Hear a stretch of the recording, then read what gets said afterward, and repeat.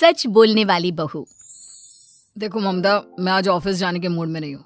किसी का फोन आया ऑफिस से तो बोल देना कि मैं घर पर नहीं हूँ, किसी जरूरी काम से गांव गया हूँ। ठीक है, मैं चला सुने, बाकी मैं संभाल लूंगा। ममता बेचारी, जैसा नाम वैसा ही नेचर।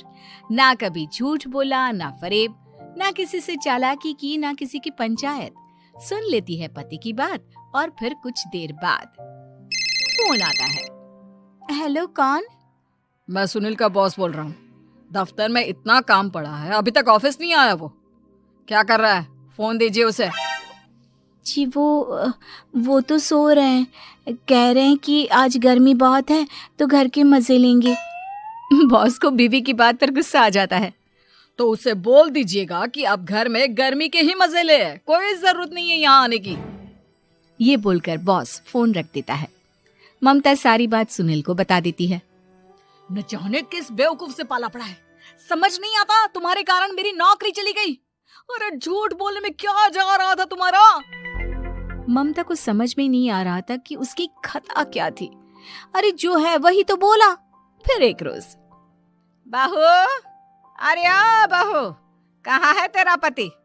इस महीने घर के खर्चे के पैसे भी नहीं भेजे। क्यों, माँ बाप की फिक्र खत्म हो गई है क्या उसे?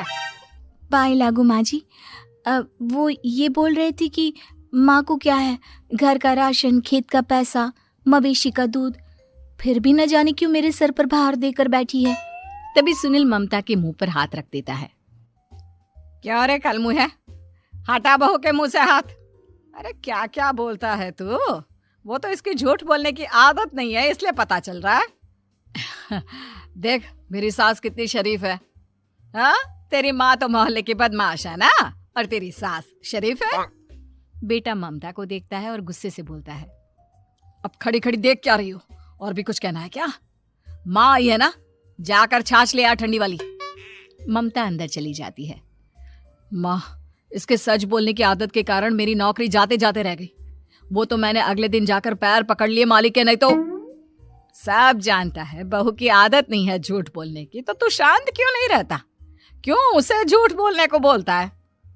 फिर एक रोज, बहू, जा अपनी पड़ोसन के पास और उससे बोल कि वो लाल वाली साड़ी जो उसने नए साल की पार्टी में पहनी थी, तुझे वो चाहिए। ना माँ जी, मुझे नहीं चाहिए। वैसे भी कल जिस शादी में जाना है ना, वहाँ के लिए तो मेरे पास काली साड़ी है। सास सर पर हाथ रखकर, अरे बुद्धू, मुझे चाहिए साड़ी। वैसे भी तुम लोगों में तो साड़ी का लेन देन चलता